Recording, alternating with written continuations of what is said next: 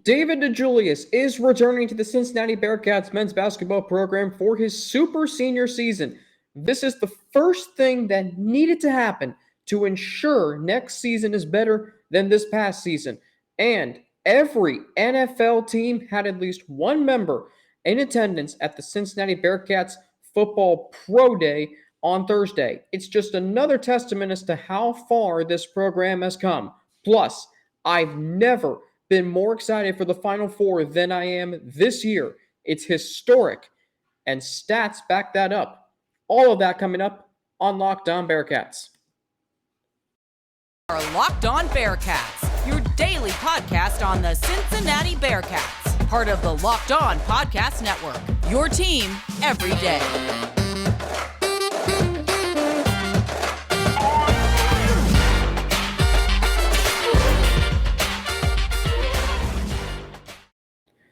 Thank you so much for making Locked On Bearcats your first listen of every day. Today's episode of Locked On Bearcats is brought to you by Stat Hero. Stat Hero is reshaping the way you play fantasy sports. Dozens of house-based games to play daily.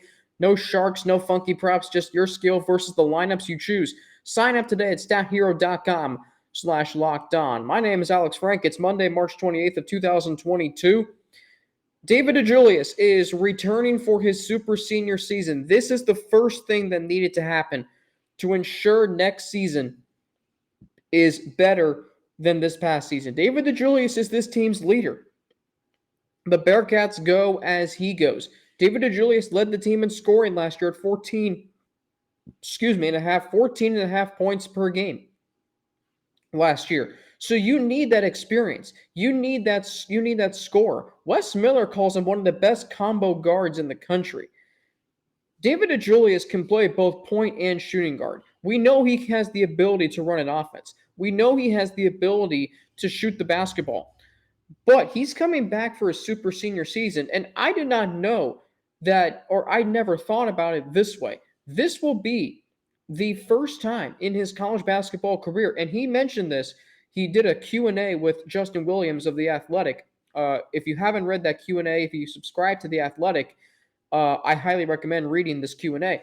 David DeJulius talked to Justin about how this is the first time in his college basketball career that he will play for the same head coach in consecutive seasons. Playing for the same head coach in consecutive seasons. He has never done that in his collegiate career. 2018-2019, his freshman season, he played for John Beilein. That seems like a lifetime ago. He was the head coach at the University of Michigan. 2019 through 2020, he played under Juwan Howard, first year in Michigan for Howard. Then he transferred to Cincinnati, played under John Brannon in the 2021 season. And then last year, played under Wes Miller. He's played for 4 different head coaches, 2 each of the 2 programs he's been at. Think about that for a minute.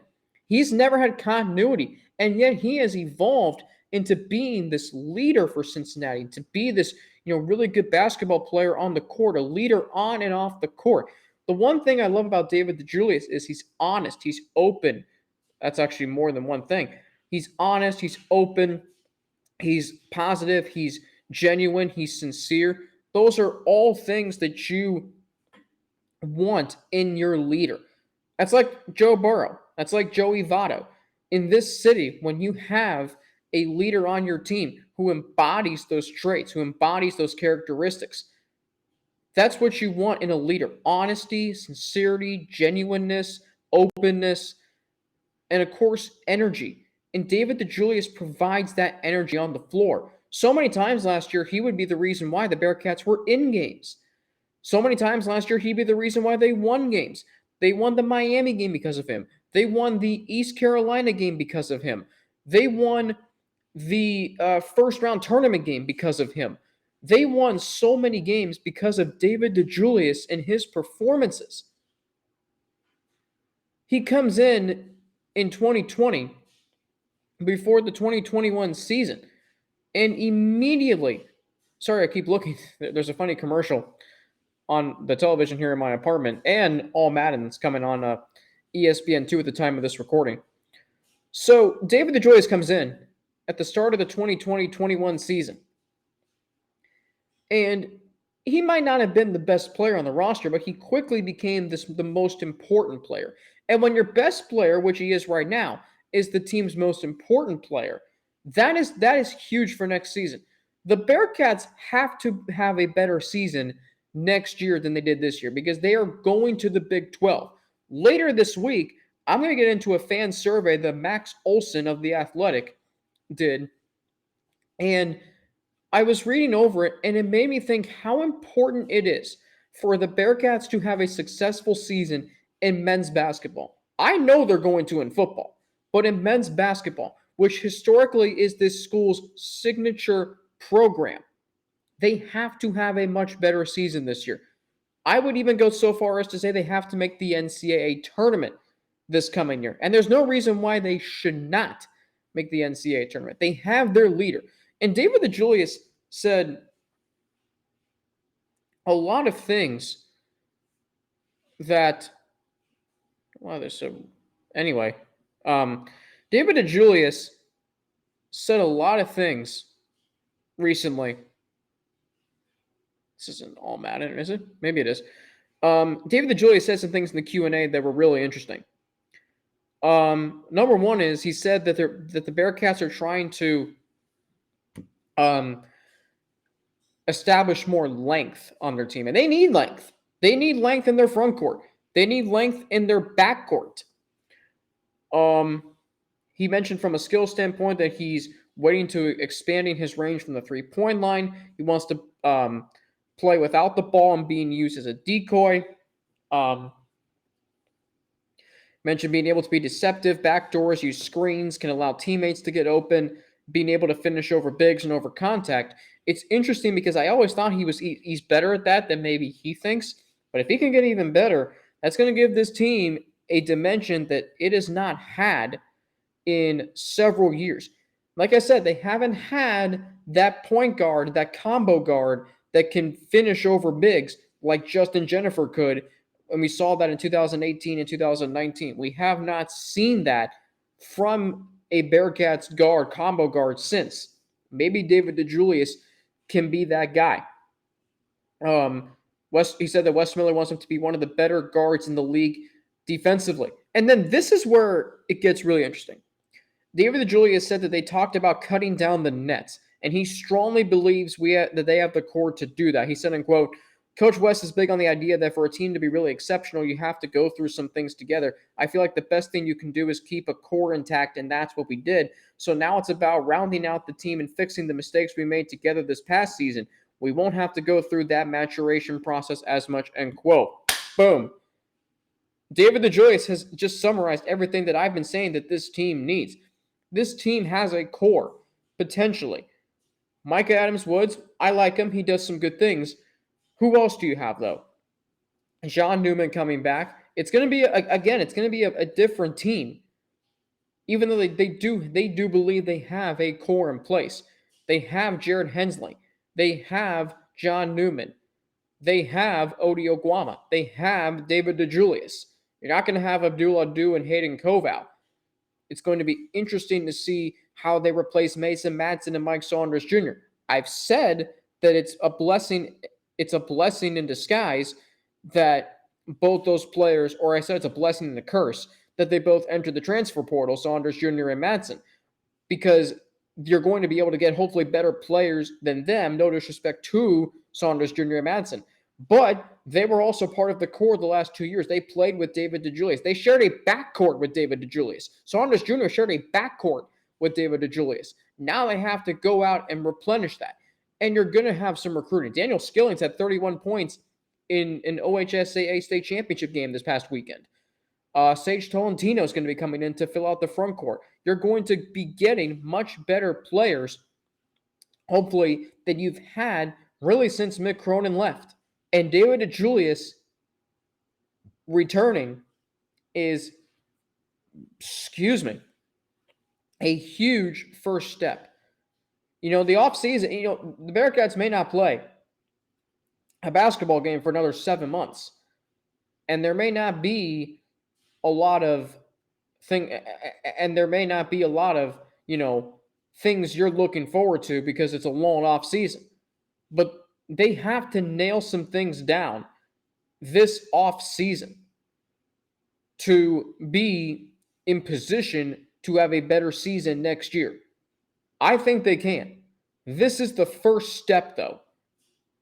March 27th, or was it March 28th? Or not even that. It was last weekend, late March. I believe it was the 25th or 26th? Anyway, March 25th or 26th. David DeJulius announces, I'm going to say, I believe it's the 26th. March 26th, David DeJulius. Actually, just call it last week. David DeJulius announces he is returning to the University of Cincinnati for his super senior season. Less than or just over 2 weeks after the season ends, he announces he's coming back. First big decision that needed to be made, it was. The next thing that needs to happen is we're going to judge this team based off of what they are able to do in the transfer portal. Who are they able to get? What kind of players?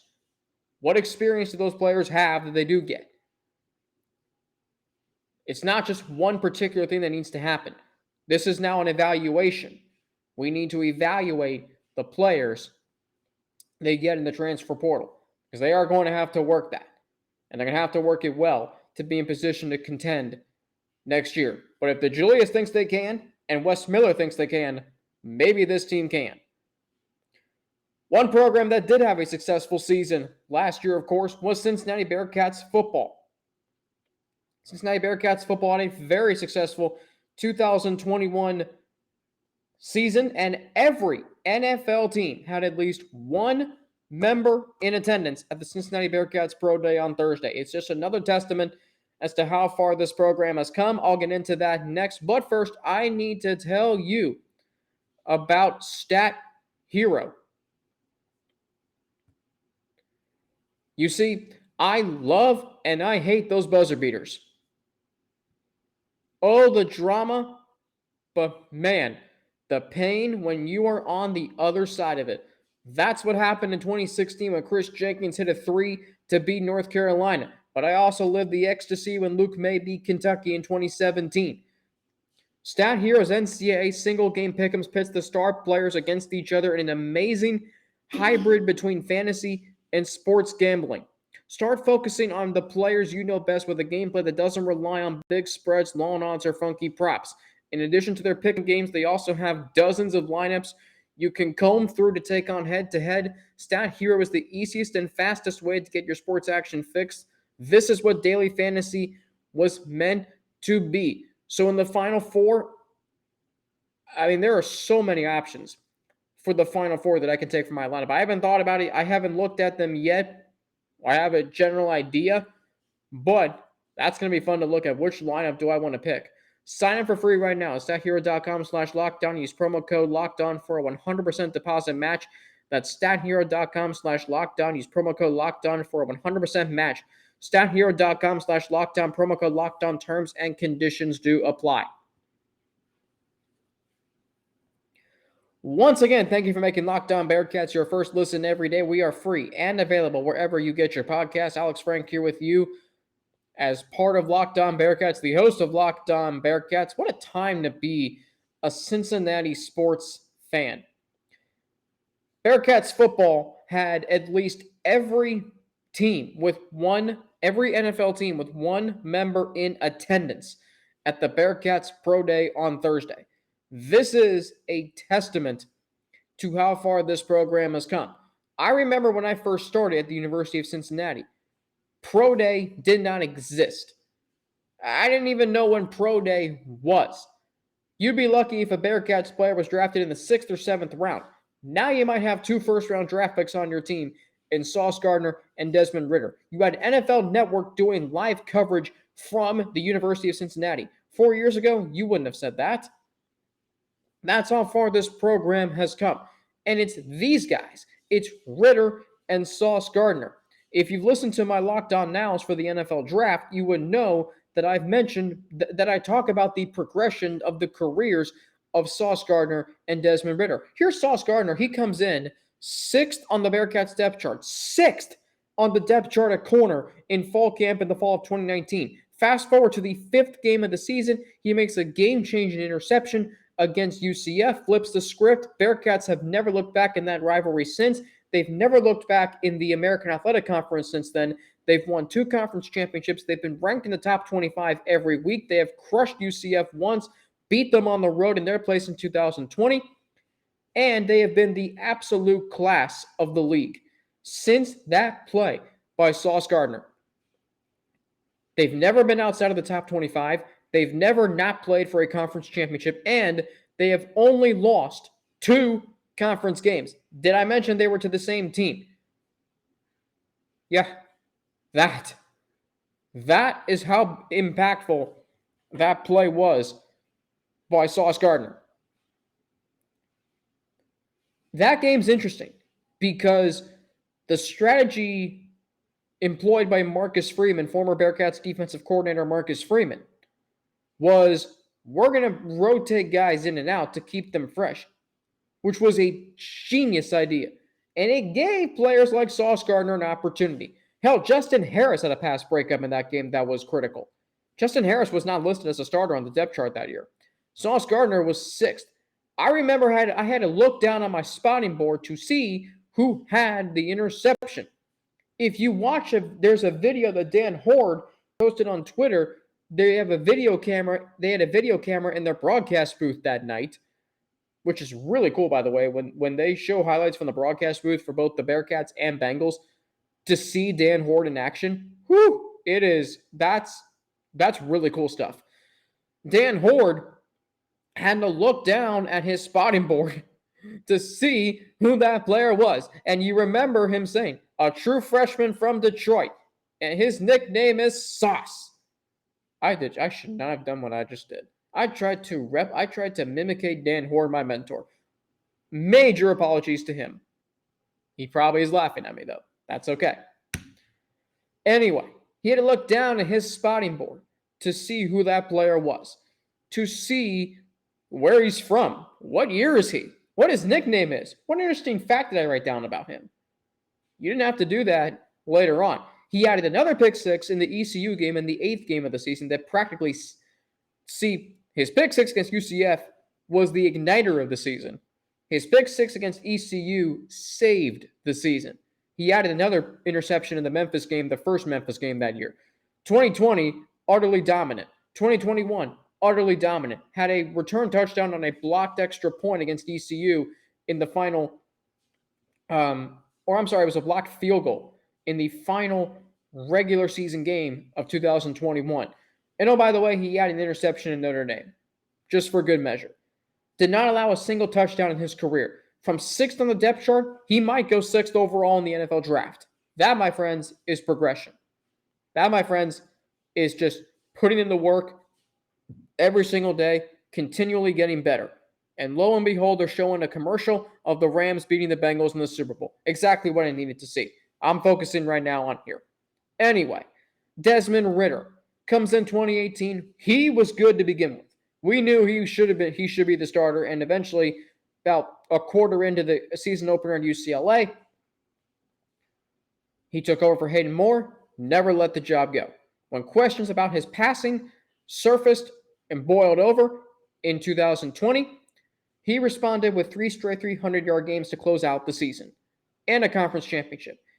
And he went into Indiana and Notre Dame and led the Bearcats from 14 down at Indiana and a victory at Notre Dame in which they never trailed. Desmond Ridder is what Sauce Gardner was. Desmond Ridder is the Sauce Gardner of the offense. Just gets better and better throughout his career, and now he is going to be a high draft pick. Probably 2nd round, but I believe he's a 1st-round draft pick. I believe he should be a 1st-round draft pick. And living here in Macon, Georgia, I would love if the Falcons took him. He wouldn't have to change colors of his uniform. Red and black. There you go. But just those 2 players, along with J. Sanders and Darian Beavers and Alec Pierce and Jerome Ford, all these players who were building blocks of this program and how far it has come. You thought they couldn't do any better in 2019. They did better in 2020. You knew the possibility of a college football playoff berth in 2021, but you didn't realistically think it could happen, and then it did.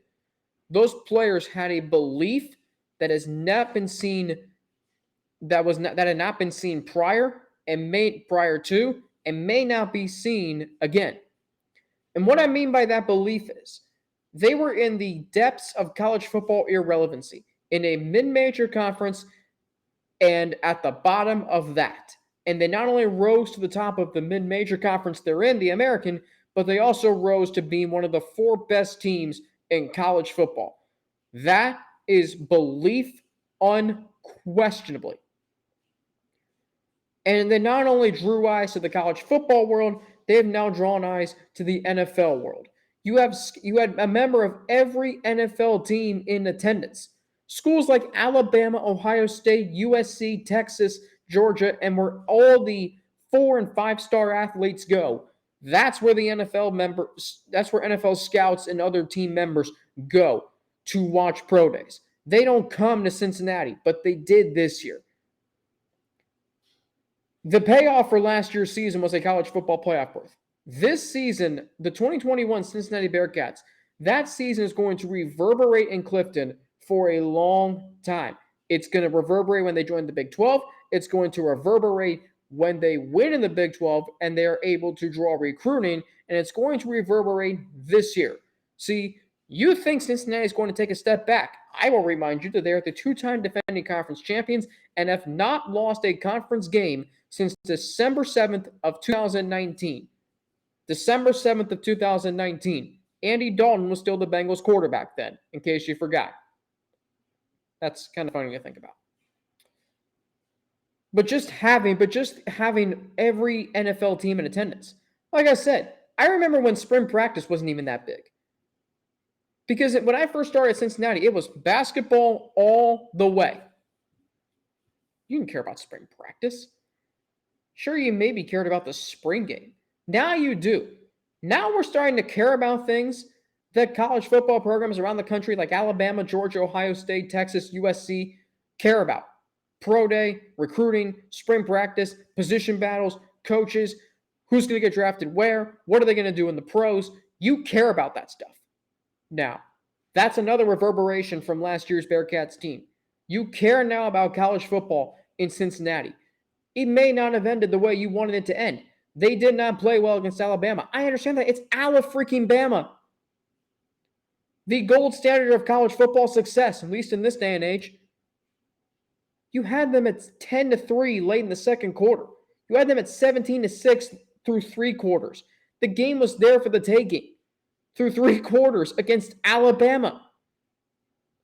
You showed that you're competitive against Notre Dame. You went into Notre Dame Stadium and won. Alabama's best win in 2021 was on a neutral field. That was practically a home game for them. And now Cincinnati, with all the talent that they had, all the All-American accolades, were able to draw attention to them at their pro day. How cool is that? The University of Cincinnati. It's come a long way. I remember when I looked at their schedule when I was on a tour at UC in 2015, I'm like, who the hell are these teams? Like, why are we playing against these teams? Sure, I knew who they were, but like, why are we playing against these teams? Why is Cincinnati playing against these teams? And why are they not? Why aren't they good? They should be good. They used to be good in college football. Well, now they are. And they're going to be playing against teams like Iowa State, Baylor, Texas Tech, Oklahoma, and Texas in 2 years, less than that. Up next, I've never been more excited for the Final Four than I am this year. It's historic, and the stats back it up. I'll get into that next year on Locked On Bearcats, but first, I need to tell you about Built Bar, because you see, this is the time of year that I've pretty much given up on all of my New Year's resolutions, and that's true. I didn't even make any New Year's resolutions. But this year, I'm going to focus on eating right thanks to Built Bar. It almost feels like that's not really a resolution because I actually enjoy eating them. Why? Because they're covered in 100% real chocolate. Low calorie, high protein. Replace your candy bars with these because they're better. A typical candy bar can be anywhere from 2 to 300 calories. Built Bars contain just 100 and 30 calories. Only 4 grams of sugar and net carbs each, and 17 grams of protein. At Built Bar, they're all about the taste. They make it taste delicious first, then figure out how to make it healthy, and I don't know how, but they pull it off every time. Go to Built.com, use promo code LOCKED15, and get 15% off your order. Use promo code LOCKED15 for 15% off at Built.com. Thanks for making Locked On Bearcats your first listen of every day. We are free and available wherever you get your podcast. Alex Frank here with you on this Monday, March 28th of 2000. 28th? Yeah, it is 28th. March 28th of 2000. I'm losing track of my days here. March 28th of 2022. The Final Four is set. Duke, North Carolina, Villanova, and Kansas. Wow. Talk about a historic Final Four field. These are all 4 major programs, blue bloods, and one of them is going to win the national championship. The national championship matchup is going to be really good, whatever it is. Duke, Villanova, Duke, Kansas, North Carolina, Villanova, North Carolina, Kansas. This Final Four is absolutely historic. When you consider these are 4 of the winningest programs in the history of college basketball, we'll start there. The Final Four this year features the number 1, 3, 4, and 19 teams on the all-time college basketball program win list. That, my friends, is impressive. The 4 programs have combined for 8,771 wins. 8,771. That's an average of over 2,000 wins per school. Think about that for a minute. Over 2,000 wins per school. 8,771 combined wins. 17 national championships. 62 Final Four appearances. And the head coaches. This is what also makes this Final Four great.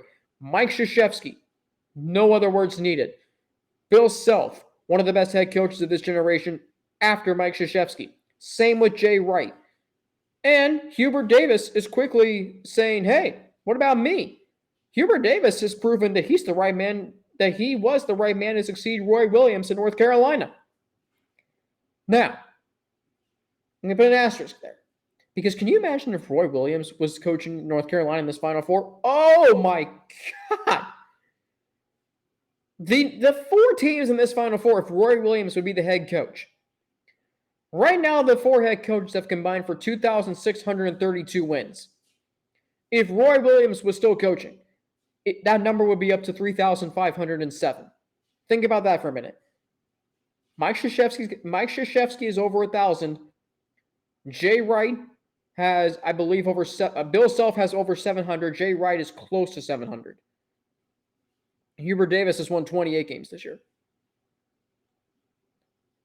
Just think, actually, Jay Wright is, I better look this up just to make sure I'm getting this right.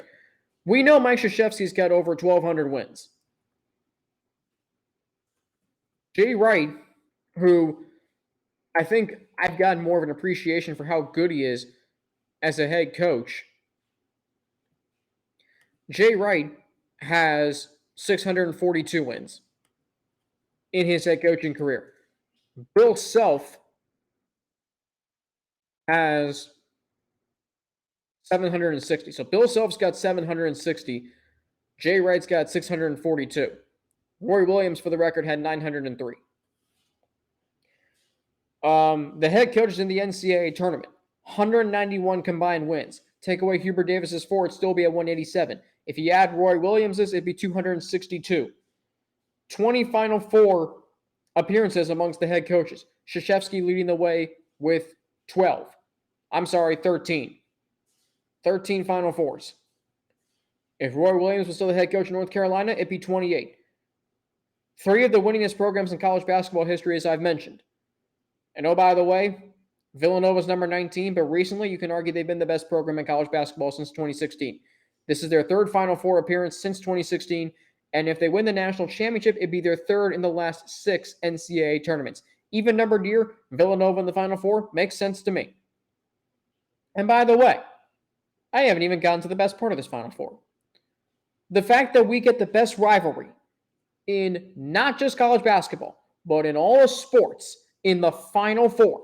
This is what rivalries are all about. I've seen some rivalries in championship games.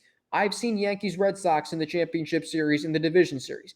I've seen Bears Packers in the NFC Championship game.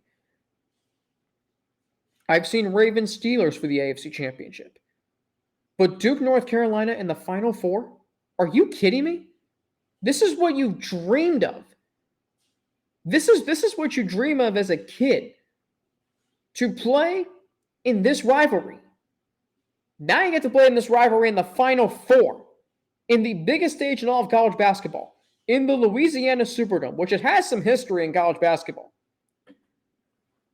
North Carolina has won 2 national championships in New Orleans, in the Louisiana Superdome. The Louisiana Superdome has hosted Final Fours in 1982, 1987, 93, 2003, 2012, and now 2022. And there's probably more Final Fours that they've hosted. Some that I have forgotten about, but 6 that I know of. In fact, you know what? I'll look it up for you right now. Louisiana Superdome. Actually, it's called the Caesar Superdome. But I've known it as the Louisiana Superdome my whole entire life. Okay? Even when it was called the Mercedes-Benz Superdome. So I'm going to go by that. Louisiana Superdome, one of the most historic venues in the United States of America in terms of sports. It's also hosted some entertainment and political events. But the Louisiana Superdome has hosted 5 times previously, now 2022. So I do know all the times that they've hosted it. Did I mention it's actually called the Caesar Superdome? But you get the point. This is one of the most historic venues in all of college basketball. It's going to be hosting Carolina Duke in the Final Four. Best rivalry in all sports. Every game is close. The players that have come through that rivalry are incredible. The coaches who have coached in that rivalry are incredible.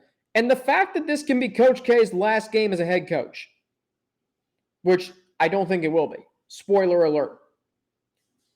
The fact that Coach K is in a do-or-die situation as a head coach in terms of his team advancing or going home in the NCAA tournament against North Carolina, who ruined Coach K's final home game at Cameron Indoor Stadium.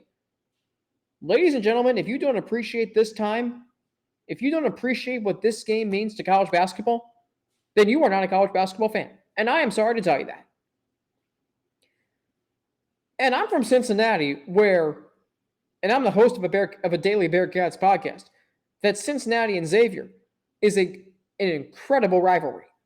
But Carolina-Duke, that rivalry tops that, and it tops any other sports rivalry. It tops Ohio State-Michigan. It tops Yankees-Red Sox. It tops Bears-Packers. Carolina-Duke is the best rivalry in sports, and you cannot change my mind. 2 shades of blue, 2 historic programs, 2 programs that win every year, 2 programs that have had coaching legends roam the sidelines since 1980.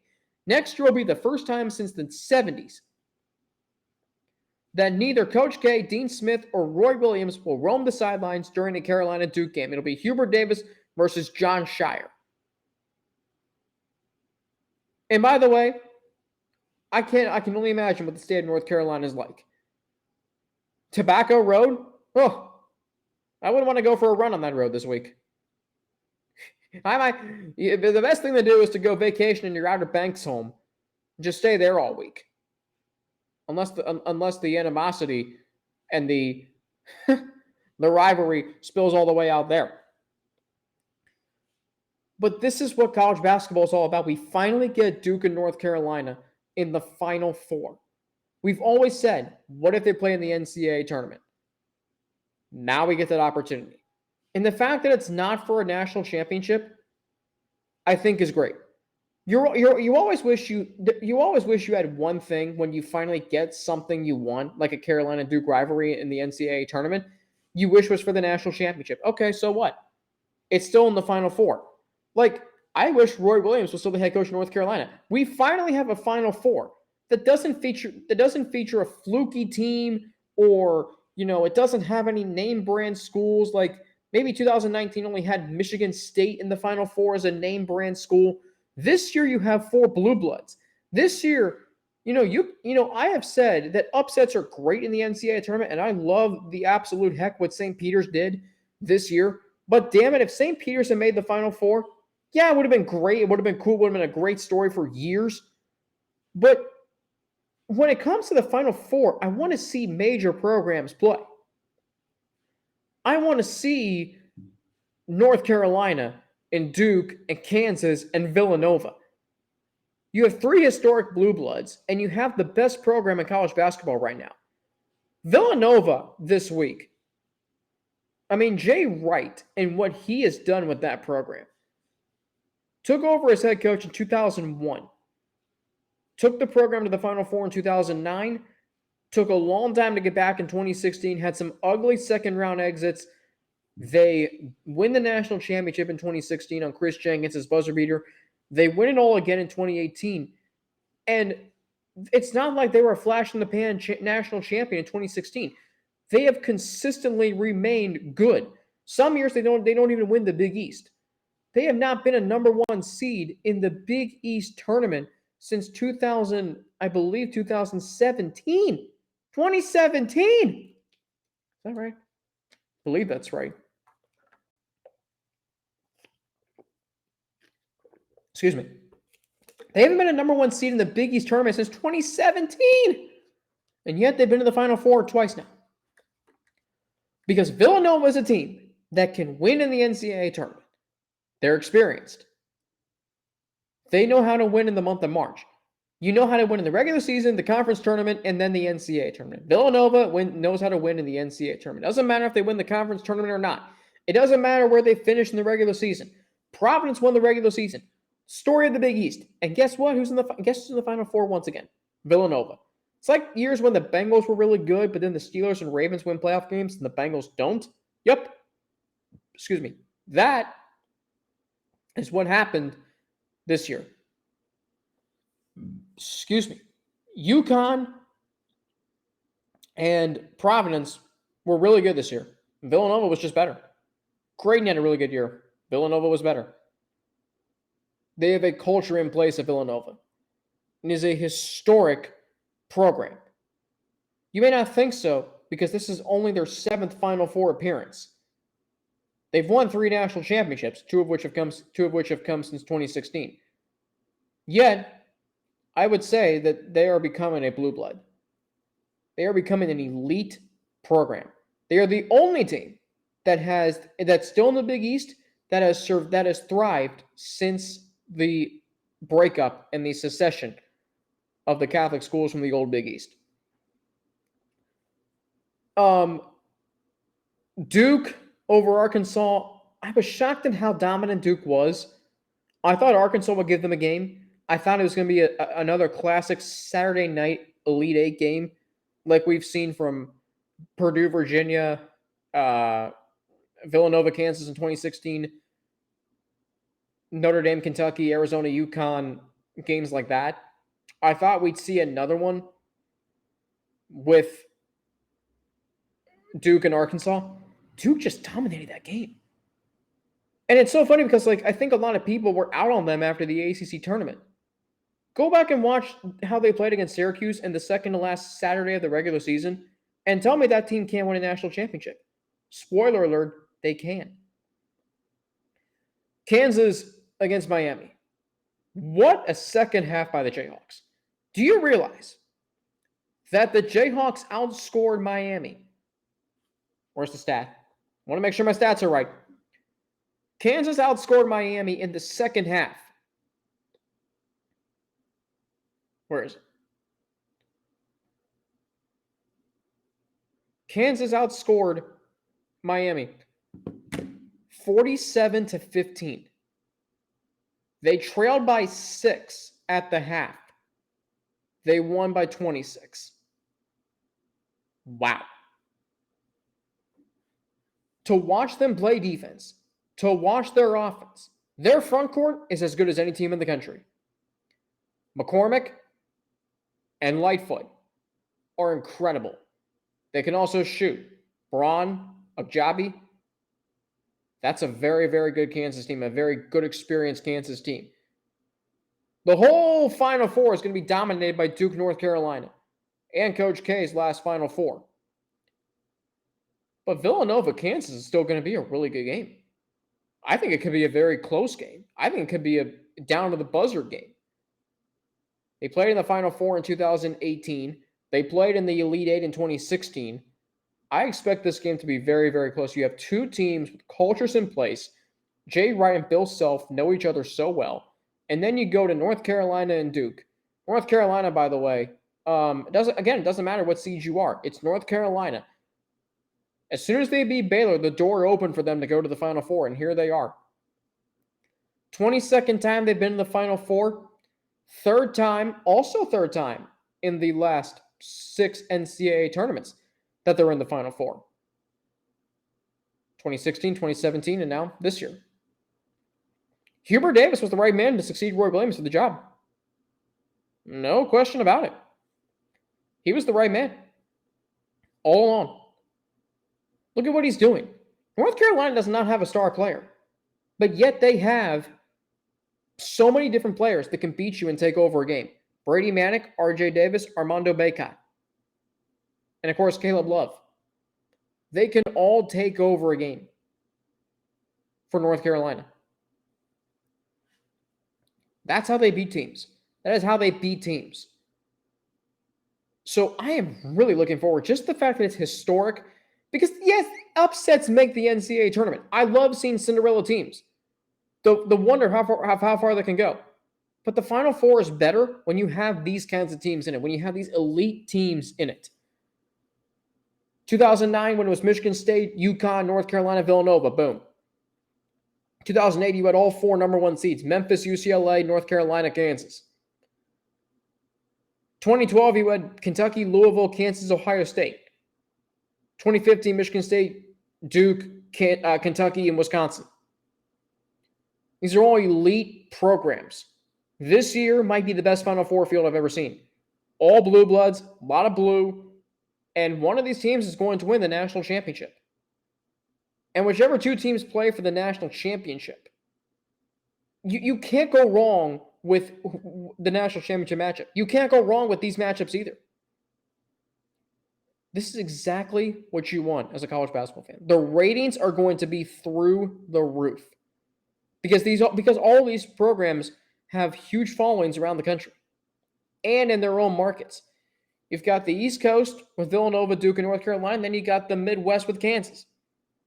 What would make it better? Maybe if UCLA would be in, yeah. If Kentucky was in, yeah. But there's only so many blue bloods that can be in the Final Four. Tomorrow, what if Cincinnati and Xavier met in the Final Four? Whew, man. We'll get into that. So much to get to this week. My notes are getting disorganized. And this week, we'll be talking all things Bearcats football, spring practice, NFL draft, where Sauce Gardner and Desmond Ridder may end up, Joe Nuxhall Classic for Bearcats baseball, Big 12 news, and more. It's all right here on Locked On Bearcats. Thanks for making it your first listen every day. Now make your second listen Locked On NFL Draft. Ryan Tracy and former NFL cornerback Eric Crocker bring the NFL draft to life every day with expert and with front office analysis and insight. It's free and available wherever you get your podcast. My screen just or the ad read just went away. Insight and analysis on college football prospects and NFL front offices is the line. It's free and available wherever you get your podcast. You can follow me on Twitter at Frankie_90 with 2 N's and NATI. You can follow me on Instagram, AlexFrank9_, and email me at alex3frank@gmail.com. For Locked On Bearcats, I'm Alex Frank. Have a great rest of your day, and I will talk to you all tomorrow.